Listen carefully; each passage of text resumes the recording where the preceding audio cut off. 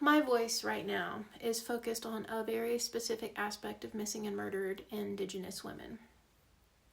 Mostly because my just knowing is far different than this strange idea, to me anyway, of just believing. The phenomena of missing and murdered Indigenous women is broad, but it is not complex. It is astonishingly simple, and it is the outgrowth of trauma that is held within generations and the ground, and stems from violent oppression and expulsion that was exacerbated by Europeans when they landed in North America and the Caribbean. Though there are other aspects of missing and murdered that are tied to this, the one that I and the ancestors I work with are focused on is the peculiar partnership between the Sinaloa cartel and Indian gaming across the continent.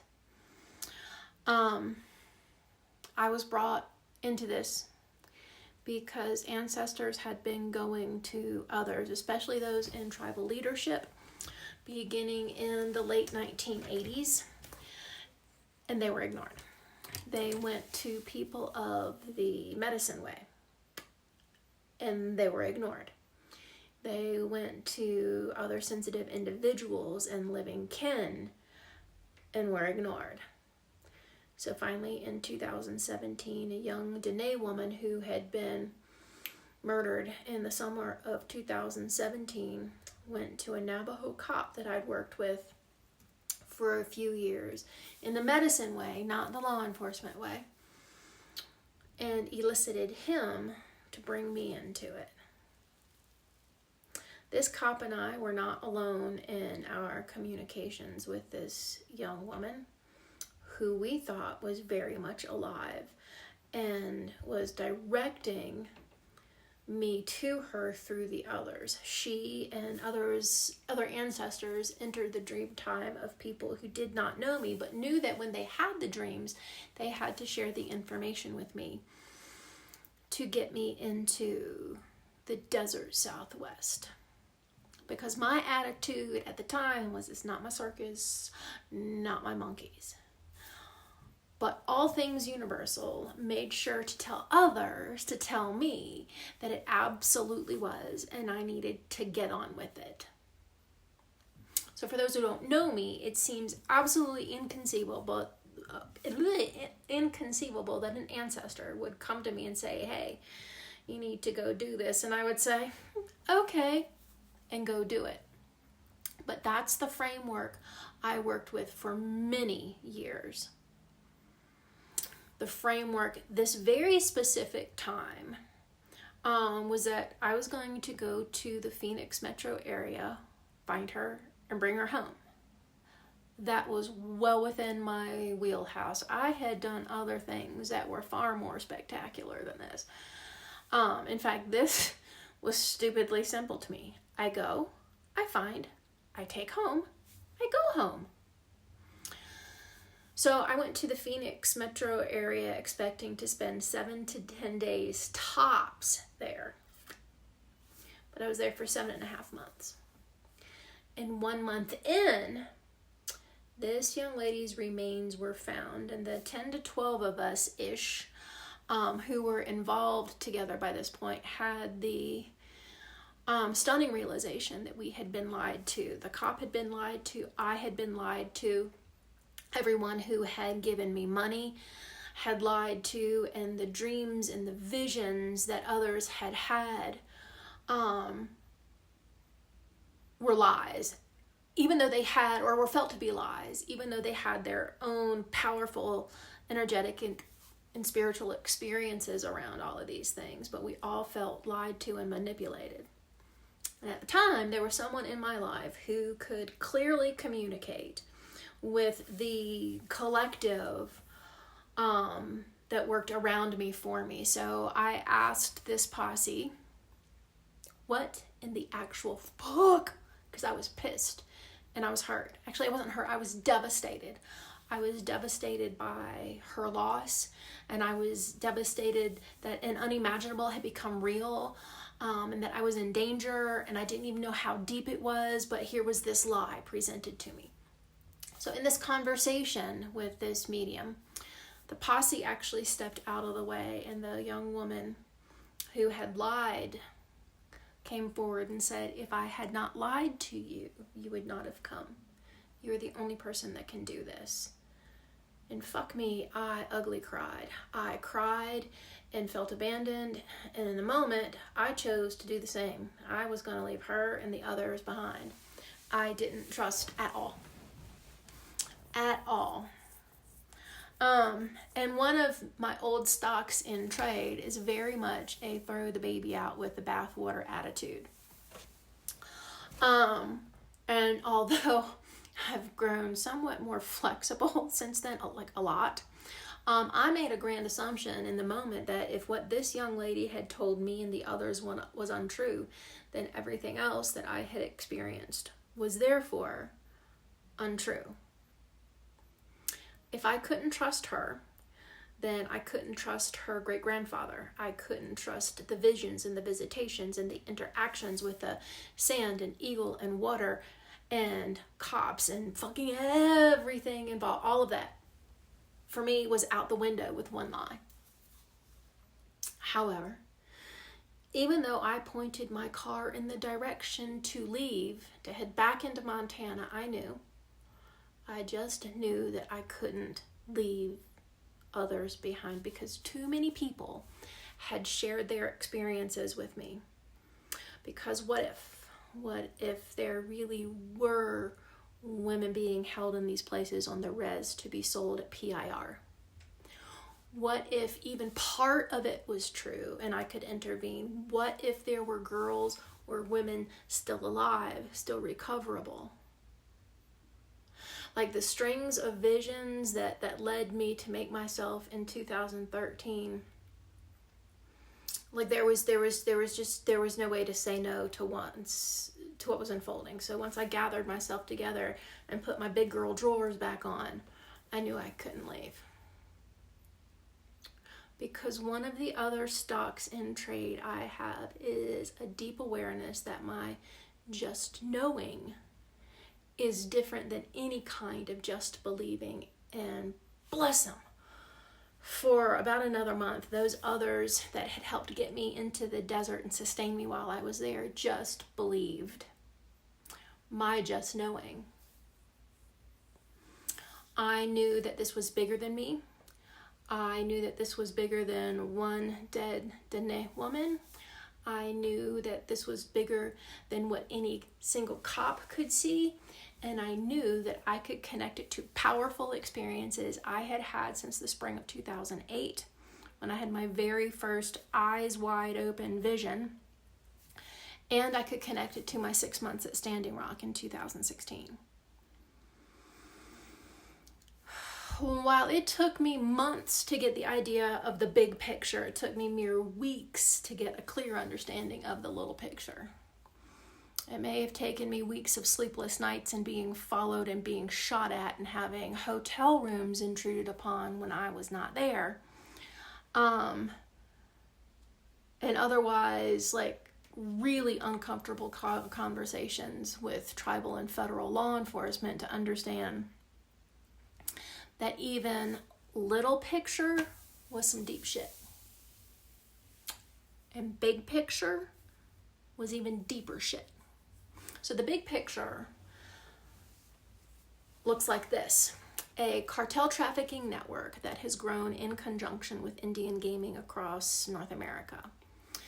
The Sinaloans recognized a way to replicate revenue streams that were successful in Las Vegas. First, they had a metric shit ton of cash that needed to be consistently laundered, and gaming is one of the easiest ways to do it. Especially like in Indian gaming, when regulation is slack and regulators actually participate. The proximity to Indian gaming in Arizona allowed historic and modern flows of traffic to become convenient bedfellows, literally and figuratively, with tribal gaming establishments. That laundering expanded across the country and into Canada because of the ease of lax law enforcement and leadership across the board being willing to look the other way. For the Sinaloans, it was a convenience that allowed them to expand their foray into sexual exploitation.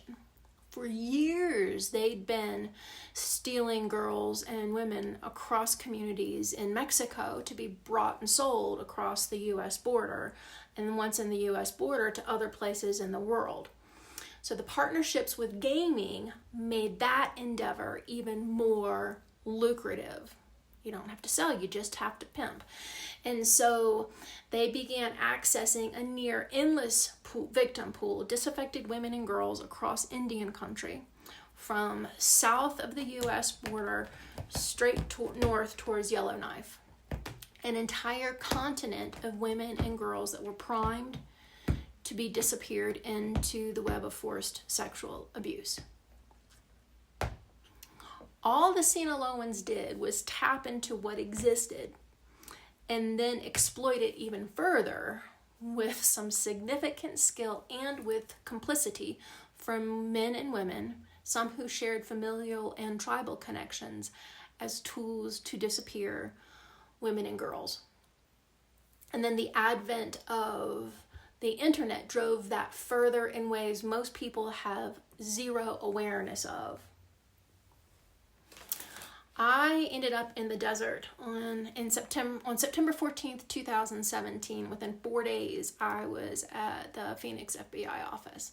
And I did not know at the time, but when I identified the Sinaloa cartel as being implicit or complicit in the clustered disappearances of several young women in New Mexico, among other things, that I was sharing information that the FBI already knew.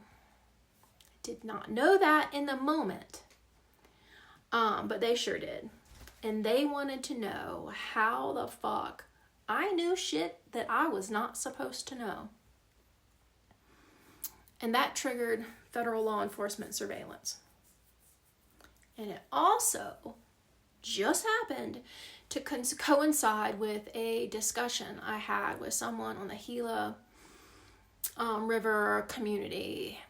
He's in an informal leadership role, and an otherwise very simple conversation scared me enough that when I walked from his office out to my car, my legs were shaking so badly, I didn't think I could actually get to the car. This person is highly revered in his community, and he let me know that he was neck deep in the deep shit. And for many years afterwards, I played by the established rules of the game. I am a former officer of the court. I have always felt law enforcement was family. I know the justice system. I have innovated within it while advocating for it. And I thought I could do the same with this, but nope. Ultimately, I guess it was in 2020, I wrote to tribal leadership of over 200 independent nations across the continent, and the only responses I got were: one, getting swatted by criminal leadership on the Gila River Res by someone who had actually received my letter. Two, I had one tribal council person from Nebraska call me to tell me he had similar issues with the recovery of remains. Not related to MMIW, but he knew what I was talking about. He also let me know that he would just really like to get to know me, signaling inadvertently, or maybe on purpose, his level of respect of women, native or otherwise. Three, I had a Cree tribal chairman tell me that politicians just should not be involved in this kind of thing, but he'd pray for me. Bless his little heart. And fourth, two women from countries in the U.S. or the Northwest ignored telephone calls after they'd indicated that they would love to talk to me. This network moves with impunity through Indian country, in part because tribal leadership benefits, and in part because federal law enforcement essentially doesn't care. Out of sight, out of mind, out of care. And that may be a fairly unfairly large brush to paint a bunch of white men with, but here we are. What I know is not a secret. Tribal law enforcement knows it. It's told the DOJ repeatedly. Casino employees know it. Folks on the street know it. Counter-threat finance groups know it. Especially in terms of how this laundering moves to the rest of the world. An 80-plus-year-old medicine woman from a tribe in North Dakota said, like, of course everybody knows the cartel is here. Like, duh. Like, it's got a special kind of fear smell across reservations, and it's mixed with pinon and sage and cedar and sand. It's a funk. But Ariel Kaczynski-Legay chose well, very well. She and those with whom she planned knew my heart, knew my mind, and knew how to create a spiritual setup with practical world implications far beyond Indian country. I just know that within 20 years, if I keep moving, if I don't give up, sex trafficking, both in Indian country and outside of it, the intentional disappearance of women and girls so that their vaginas and bodies are used for the pleasure of penises will end. I'm a team of one. I'm a team of one that works in old school medicine ways to change the modern world. I'm assisted by energies that others romanticize and demonize, and otherwise try to keep contained within ceremony and in other ways. These ones here, these ones help me push through racism and the stagnation and infection of generational wounds and the icky malaise of misogyny. Jesus, bless him, would have me do this thing a different way. He'd prefer I not stir this particular shit pot. His admonition back in September 2024, when I was trying to figure out why he was pushing me so hard to just believe the stuff around money and to do the thing about being the voice, was that they didn't listen to me.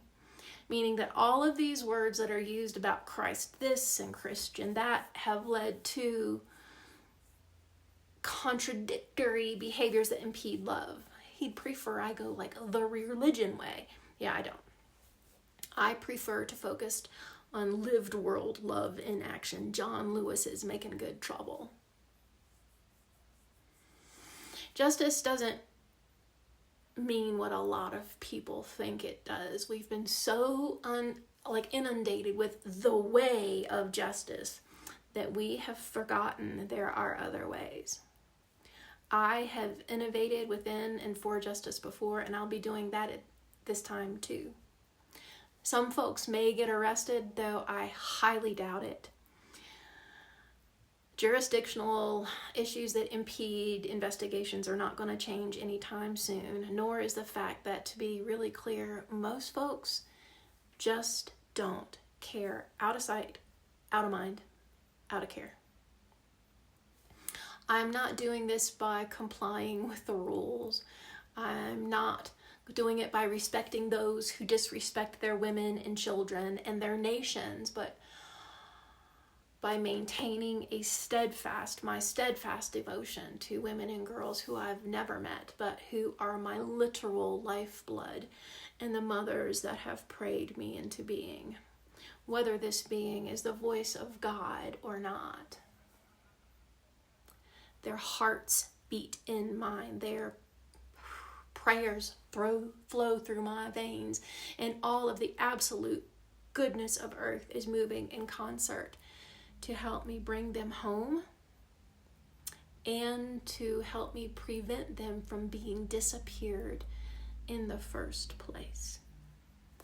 I just know this. It's not a just believing. It's a knowing. It's deep. That I trust. The other, we'll see. Somebody can offer me some incontrovertible proof that I am the voice of God while I am being the voice of the voiceless. We'll see what happens. Bye, y'all.